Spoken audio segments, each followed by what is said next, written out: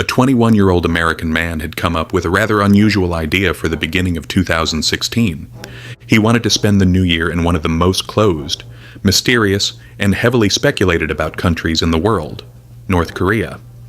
Even today it sounds crazy, but Otto actually did it, and unfortunately he would regret this decision for the rest of his life.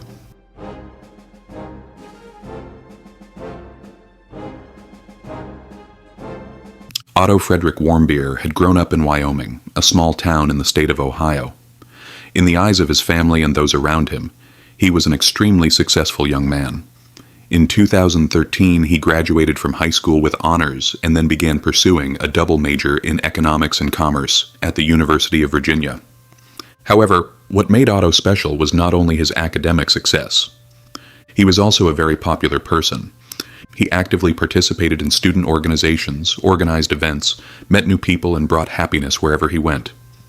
Most people who knew him described him in the same way: a man who was always smiling, curious, and full of life. Throughout his university years, he lived a very active life between classes, projects, events, and travel. Perhaps that was why he had a great interest in different cultures. At a young age, he had already traveled through various countries in Europe. He had visited Cuba, traveled to Ecuador, and had begun exploring very different parts of the world. Then, toward the end of 2015, a new opportunity appeared. During his third year at university, he decided to spend a semester in Hong Kong. It was a different experience for him. Yes, he had seen Europe, but Asia was an entirely different world. The food was different, the people were different, daily lifestyles were different, even ways of thinking were different. For Otto, this period became one of the most interesting experiences of his life, but it was during this very period that another idea came to his mind. Perhaps an idea that should never have come to mind. Since he had already come all the way to Asia, he wanted to see one of the most dangerous countries in the world as well: North Korea, a country that many people still do not dare to visit even today. When his family heard about this idea, they were naturally worried, because North Korea's reputation spoke for itself. However, at that time, a China-based tourism company called Young Pioneer Tours was promoting its North Korea tours as a safe and extraordinary experience for foreign tourists. Otto was deeply influenced by these promotions. Eventually, he made his decision. He would join a 5-day New Year's tour. He completed the necessary arrangements. He bought his tickets. And on December 29, 2015, he set out for Pyongyang via Beijing. There were around 10 other tourists traveling with him. He was only 21 years old. He had an entire world ahead of him to explore. Most likely, the only thing he felt at that moment was excitement. He was going to see a new country. He was going to experience a new culture. Perhaps he would collect unusual and interesting memories that he would tell his friends about years later. But there was one thing he did not know yet. This journey would soon turn into the darkest period of his life. North Korea, as you can imagine, was not an ordinary country. It was largely isolated from the rest of the world, and tourists entering the country were subject to extremely strict rules. Pyongyang, where Otto and the rest of the tourist group arrived, was the most visible face of this reality. Huge monuments rose throughout the city. Symbols of the state could be seen on every corner: wide boulevards, massive buildings, and a country trying to appear flawless. At first glance, it looked very impressive, but if you looked carefully, you could feel something else. A constant sense of control, as if every step you took was being watched, and in fact that was exactly the case. The places tourists could visit were arranged in advance. They were forbidden from separating from their guides. Exploring on their own was never possible. Even the places where they were allowed to take photographs were tightly controlled. Otto and the other tourists were not really seeing the country itself. They were only seeing the part of the country that the country wanted them to see. One of the most remarkable parts of this system was the hotel where they were staying, the Yanggakdo International Hotel. It was one of the most well-known hotels in Pyongyang. However, even years later, many rumors about this hotel would continue to circulate. Because it was not merely a hotel where tourists stayed, it was also a place where tourists were kept under control. Access to certain floors of the hotel was completely forbidden. Some areas were entirely off limits. In fact, for years, various conspiracy theories had been told about certain sections of the hotel. Back then, Otto knew none of this. For him, everything was simply part of a trip.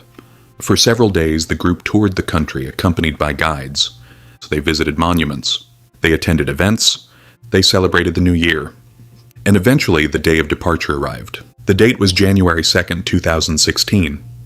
Otto and the other tourists were now at Pyongyang International Airport, preparing to return to China. Everything appeared normal, at least until a few minutes earlier. The tourists were passing through a large security checkpoint one by one. Nobody expected any problems. Then something unexpected happened. North Korean officials suddenly approached Otto. They separated him from the rest of the group, and without giving any explanation, they detained him. At that moment, the other tourists with him did not even understand what was happening, especially Otto's British roommate, Danny Grattan, who was completely shocked, because only a few seconds earlier, everything had been normal. He had not shouted at anyone, he had not fought with anyone, he did not appear to have broken any rules. Yet the officials selected Otto directly, as if they were carrying out a plan that had already been decided in advance, and they took him away. That moment was the last time anyone saw Otto as a free man, because after that day no one heard anything from him for 3 full weeks. The North Korean authorities remained silent. No information was given to his family, none to his friends, and none to American officials. It was as if Otto had simply disappeared. His family in America waited for a phone call for days. His friends followed the news constantly. But there was nothing. No one knew where he was being held. No one knew what had happened to him. And as time passed, the fear only grew stronger. Because Otto had now fallen into the hands of one of the most closed countries in the world. And nobody had any chance of reaching him. Finally, toward the end of January, the North Korean government broke its silence.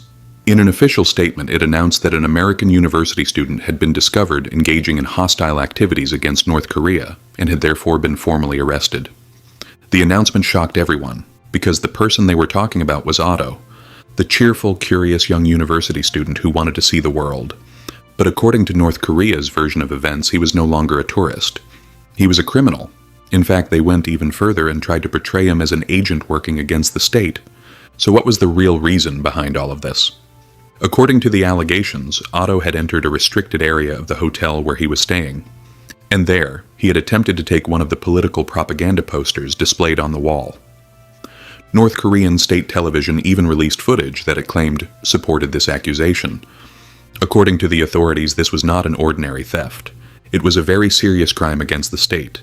In the eyes of the regime, it was considered a direct political attack. But to people outside North Korea, the situation looked very different, because no matter how much the story progressed, there was still one enormous unanswered question. Had he really been arrested simply because of a poster? Or was there something else behind the incident that nobody knew about? A long time had passed since Otto's arrest. His family still had no idea what condition he was in. His friends still hoped to hear something from him. But when February 2016 arrived, the world began watching some very strange footage. A press conference had been organized in Pyongyang. The room was full of journalists. Cameras were ready and waiting. After a while, the door opened, and Otto Warmbier walked in. But he no longer looked like the young tourist who had been detained at the airport. His head was lowered, his shoulders slumped. The expression on his face had completely changed. He stepped in front of the cameras and began to speak. Throughout the entire statement, he was crying. He apologized over and over again. He repeatedly begged for forgiveness. He asked the North Korean people to forgive him. Every sentence he spoke sounded as though it had been memorized beforehand. In fact, many people who watched the footage came to the same conclusion. What Otto was saying did not sound natural. It did not resemble a statement made willingly by someone of his own free choice. Instead, it looked more like someone reading a script that had been learned by heart. In his statement, Otto admitted that he had attempted to steal a political propaganda poster from the hotel. But that was not all. According to his confession, he had carried out the act under the direction of certain religious groups and student organizations in the United States. In other words, according to North Korea's narrative, this was not simply a tourist making a mistake. It was an organized political operation. At least that was how they presented it. People outside the country, however, did not know what to believe, because there was an extremely strange picture emerging. On one side stood one of the most isolated countries in the world. On the other side was a 21-year-old university student who, only a few weeks earlier, had simply been traveling abroad. And now that young man was standing before cameras, confessing his crimes through tears. But it did not take long for the story to become even stranger. because in March, Otto's trial began, or at least what was called a trial began. On March 16, 2016, the first hearing was held before North Korea's Supreme Court. Once again, Otto stood before cameras. Once again, he cried. Once again, he begged for forgiveness. Once again, he declared that he had made the biggest mistake of his life. The scenes from the courtroom looked like a continuation of the confession footage that had already been broadcast. Everything appeared rehearsed. But what drew the most attention was the fact that the accusations against Otto were becoming increasingly bizarre.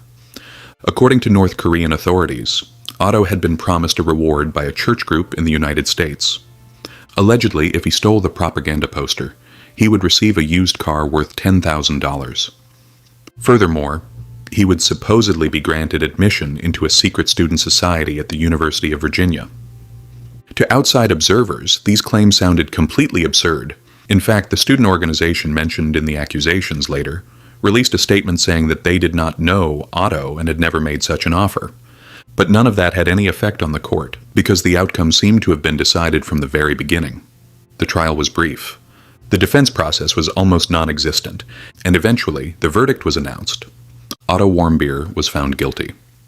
The sentence shocked the world: 15 years, 12 years of hard labor, 3 years in prison, a total sentence of 15 years.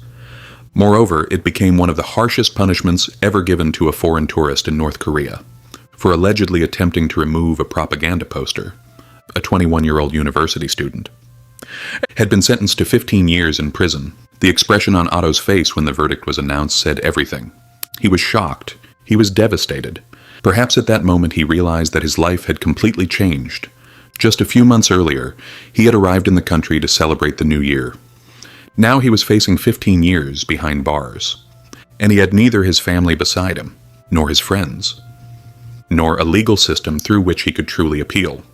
From that moment onward, Otto's story was no longer simply the unfortunate experience of a tourist. It had begun to transform into an international crisis, and unfortunately for Otto, things were about to become much worse. The trial was over, the verdict had been announced, and Otto was now officially a prisoner of North Korea. But the real problem was only just beginning.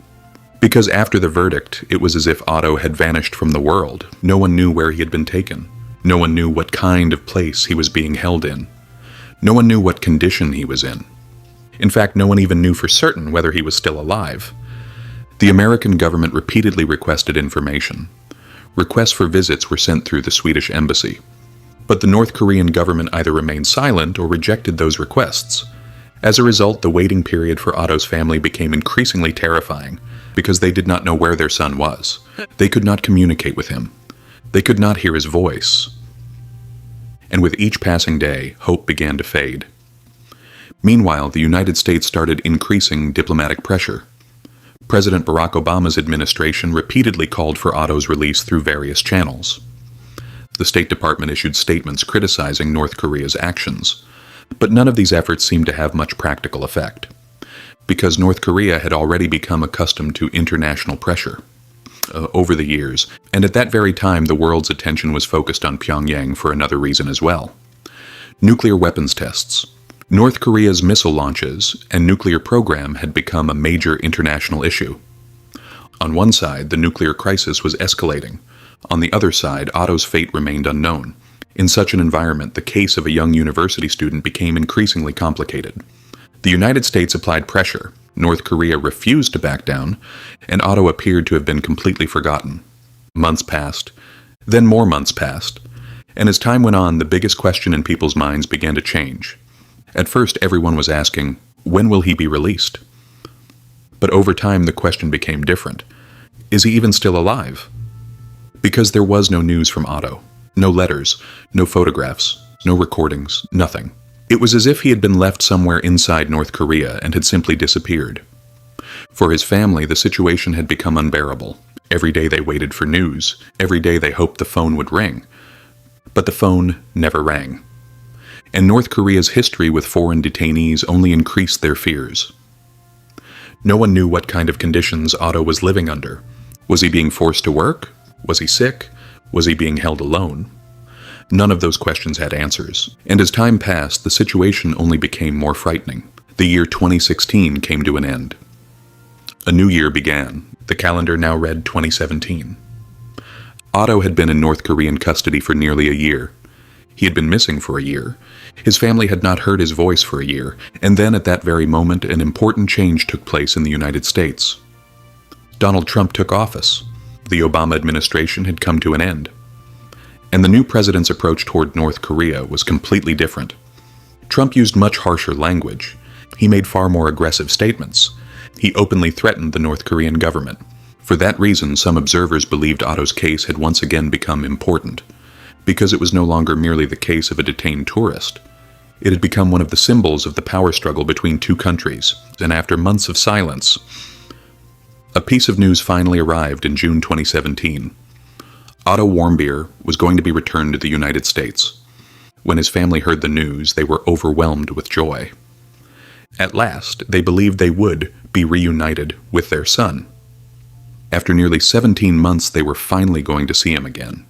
But no one was prepared for what they were about to witness. The news that arrived in June 2017 initially gave everyone hope. Otto was finally returning to America. After spending nearly 17 months in North Korean captivity, he was coming home. His family was overjoyed. His friends were hopeful. The media had been talking about this development for quite some time. Everyone expected the same thing. Perhaps he had lost weight. Perhaps he was exhausted. Perhaps he was in poor psychological condition. But at least he was coming home. Unfortunately, the reality was very different. When the aircraft carrying Otto arrived in the United States, his family and medical teams were waiting to receive him. But everyone who saw the person being carried off the plane on a stretcher was shocked, because the person before them was not the Otto they remembered. His eyes were open, but he did not respond to his surroundings. He could not speak. He did not recognize people. He was not conscious. It was as if he existed somewhere between life and death. Shortly before his return, North Korean officials had offered an explanation. According to them, Otto had suffered food poisoning shortly after being detained. They claimed that he had then fallen into a coma after being given a sleeping pill, and according to their account, he had remained in that condition for more than a year. North Korea presented this as an explanation, but American doctors did not believe it, because Otto's condition did not resemble an ordinary coma. After arriving in the United States, he was immediately taken to a hospital. Doctors began extensive examinations. The brain scans revealed an extremely disturbing reality. Otto had suffered widespread and severe brain damage. Moreover, the damage did not appear to be recent. It had occurred a long time earlier. According to the doctor's initial assessments, a large portion of his brain had been seriously damaged. This type of injury is usually associated with prolonged oxygen deprivation. In other words, at some point Otto's brain had not received enough oxygen, and that had resulted in irreversible consequences. But the real mystery began there, because doctors could not determine what had caused the damage. There were no obvious signs of physical assault on his body. There were no major skull fractures. There were no gunshot wounds. There was no clear physical evidence pointing to a major traumatic injury. And yet, there was severe brain damage. As a result, numerous theories emerged. Some people believed Otto had been tortured. Others believed he had been subjected to harsh interrogations. Some suggested that he had suffered other forms of abuse. But one thing was certain. North Korea's explanation did not make sense to many people, because it was highly unusual for ordinary food poisoning to cause brain damage of such severity. Furthermore, despite being in this condition for approximately a year, no information had been provided to his family. No information had been given to the American government. No public explanation had been offered to the world. This only increased the anger surrounding the case. Otto had finally returned home.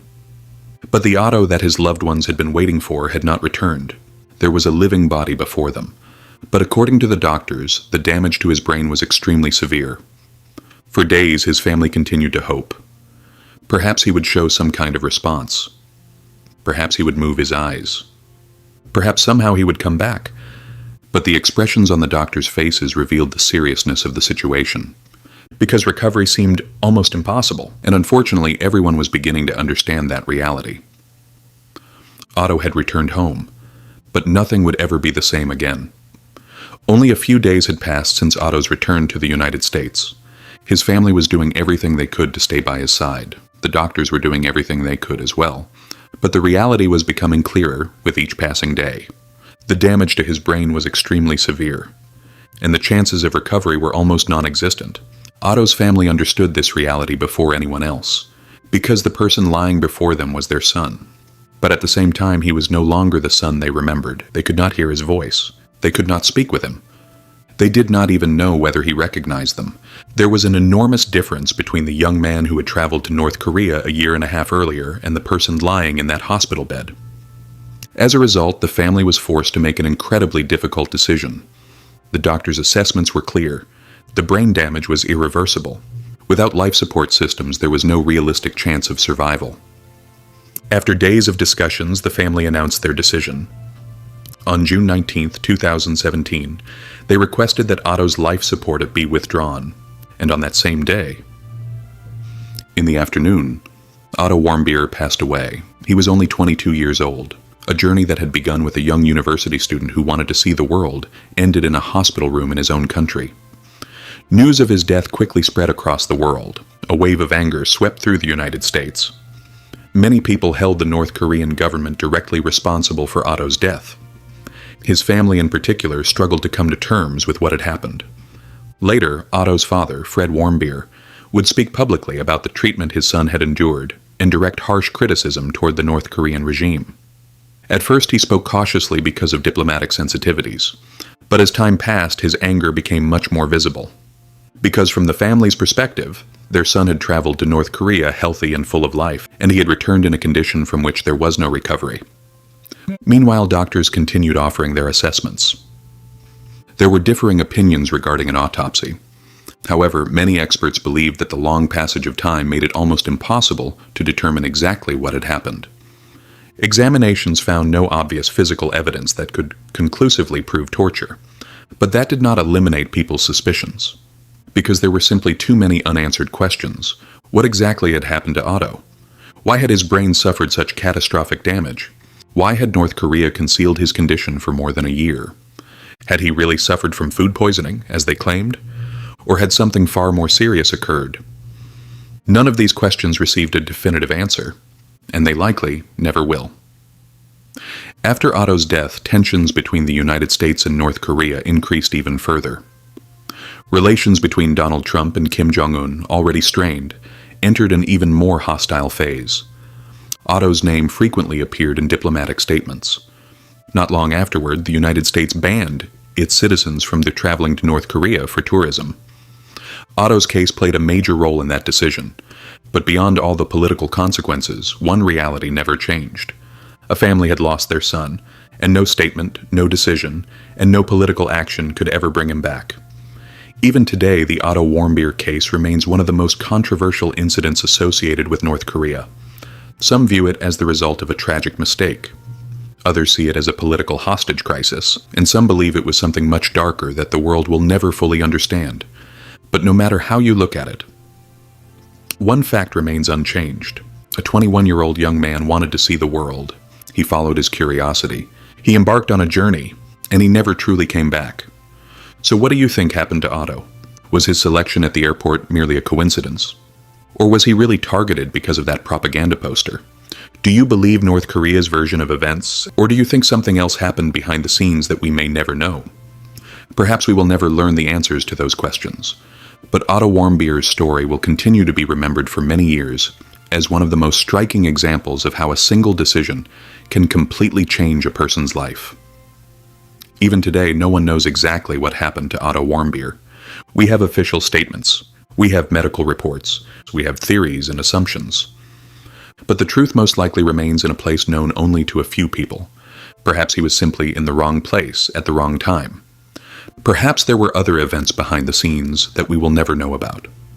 Perhaps only a small part of North Korea's story was true. At this point, it is impossible for us to know. But one thing is certain. Otto was an ordinary university student who wanted to see the world.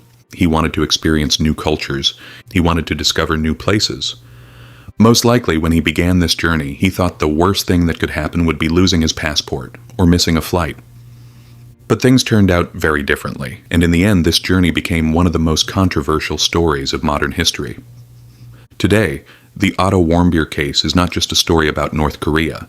It is also a story about freedom, power, state control, and the helplessness of the individual. That is why people continue to talk about this case even years later, and they will probably continue talking about it for many years to come. So what do you think? Was Otto really targeted simply because of a propaganda poster? Or was something entirely different happening behind the scenes? Be sure to share your thoughts in the comments. I will continue making videos about unusual and interesting topics that catch my attention. If you enjoyed the video, don't forget to leave a like and a comment to support the channel. Because every piece of content you see here is created by a single person, and your support helps make these videos possible. See you in the next video. Take care of yourselves.